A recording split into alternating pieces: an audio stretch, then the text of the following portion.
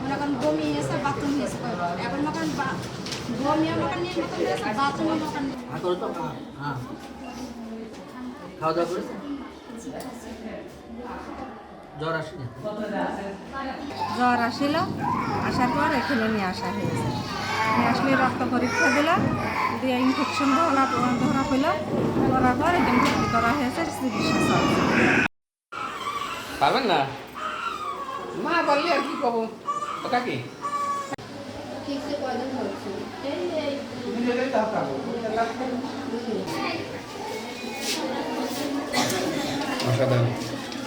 ঠান্ডা লেগেছে, মানে কাশিটা এমন মনে হচ্ছে যে বুকের ভিতরে ঘ্যার ঘ্যার করতেছে, এরকম সমস্যা। এই কারণেই ডাক্তার দেখাতে আসা।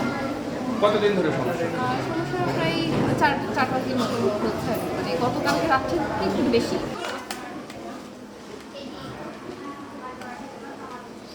সদরে ছিলাম, সদর থেকে আসার পরে এটা অসুস্থ। বর্তমানে আবহাওয়ার পরিবর্তনজনিত কারণে শিশুদের মধ্যে বিভিন্ন ধরনের রোগের প্রকোপ অনেক বেড়ে গিয়েছে। আমরা বিভিন্ন সময়ে ঠান্ডা, কাশি এবং শ্বাসকষ্টের রোগী পাচ্ছি। সাধারণত দেখা যাচ্ছে যে দিনের বেলায় বেশ গরম পড়ছে এবং রাতের বেলা ঠান্ডা, বিশেষ করে ভোরের দিকে বেশ ঠান্ডা পড়ছে। এ কারণে বাচ্চারা এই আবহাওয়ার তারতম্যের কারণে বাচ্চারা সহজেই বিভিন্ন ঠান্ডা, কাশি এবং শ্বাসকষ্টজনিত রোগে আক্রান্ত হচ্ছে। তাছাড়া শীত আসার কারণে কিছুটা আমরা ডায়রিয়া রোগীর প্রকোপও বেড়েছে।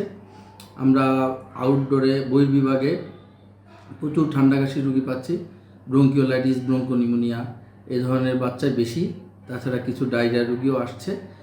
আর বাচ্চাদের মায়েদের কাছে আমার আহ্বান থাকবে, আপনারা বাচ্চাদের একটু এই সময়ে আবহাওয়ার পরিবর্তনজনিত কারণে এখন যেহেতু ঠান্ডা কাশি বেশি হচ্ছে, আপনারা বাচ্চাকে একটু সাবধানে রাখবেন। বাচ্চা যেন গরম বা ঠান্ডা বেশি না লাগে, আপনারা একটু খেয়াল রাখবেন। আর যদি বাচ্চা শ্বাসকষ্ট হয়, সাধারণত শ্বাসকষ্টর লক্ষণ বাচ্চা ঘন ঘন শ্বাস নেওয়া, বুক ভিতরের দিকে বসে যাওয়া, বাচ্চার খাওয়া দাওয়া কমে যাওয়া, এই ধরনের যদি লক্ষণ দেখা যায়, আপনারা সাথে সাথে নিকটস্থ চিকিৎসক এর পরামর্শ নেবেন অথবা হাসপাতালে আপনারা যোগাযোগ করবেন।